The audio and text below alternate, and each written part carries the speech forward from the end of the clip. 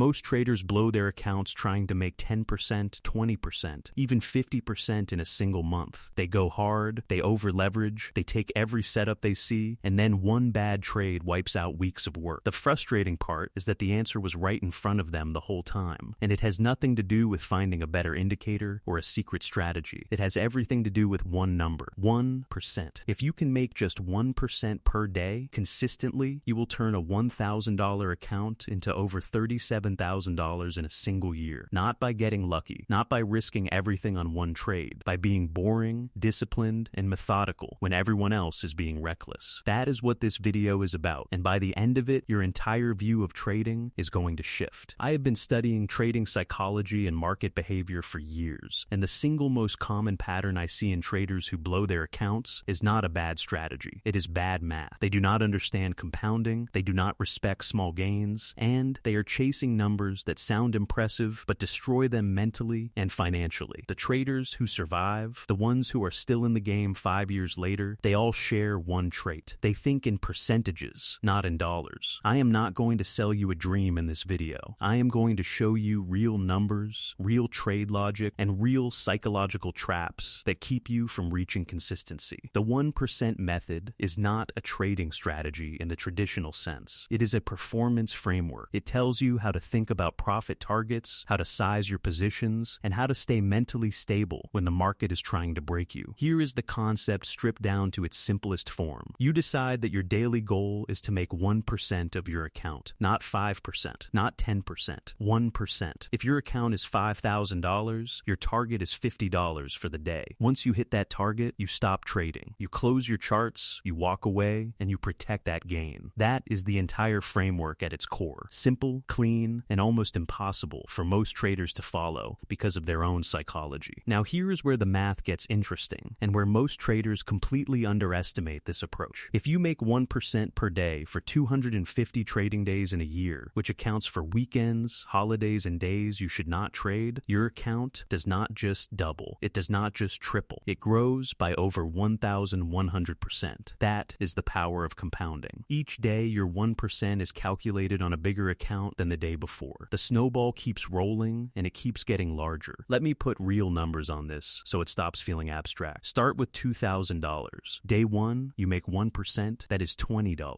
Small, right? Almost feels pointless. But by month 3, your daily 1% is now worth $40 because your account has grown. By month 6, it is worth close to $80 a day. By the end of the year, you are making over $200 a day from that same 1% target. You did not change anything. You did not take bigger risks. The math just worked in your favor because you stayed consistent and let compounding do its job. The reason most traders reject this is emotional, not logical. They look at $20 and think it is not worth their time. They want $200 today. They want the lifestyle, the screenshots, the results right now. That impatience is exactly what the market is designed to punish. The market does not care what you want. It does not care about your bills or your goals or your timeline. It moves based on liquidity and order flow, and traders who are emotionally driven by desperation are the liquidity that smart money is hunting. Here is one of the most important ideas in this entire video, and I want you to really sit with it. The moment you overtrade trying to hit a big number, you stop making decisions based on the chart and start making decisions based on your emotions. You stop waiting for your setup and start forcing trades. You move your stop loss because you are convinced the trade will come back. You add to a losing position because you cannot accept being wrong. That is not trading. That is gambling with extra steps. Let me walk you through what a real 1% day looks like in practice, so this becomes a tangible thing you can actually use. Your account is $3,000. Your target for the day is $30. You come to the charts in the morning, you wait for your setup, you do not take the first candle you see, you wait for structure, confirmation, and alignment with the higher time frame. When your setup appears, you calculate your position size based on risking no more than 0.5% of your account on that single trade, which is $15.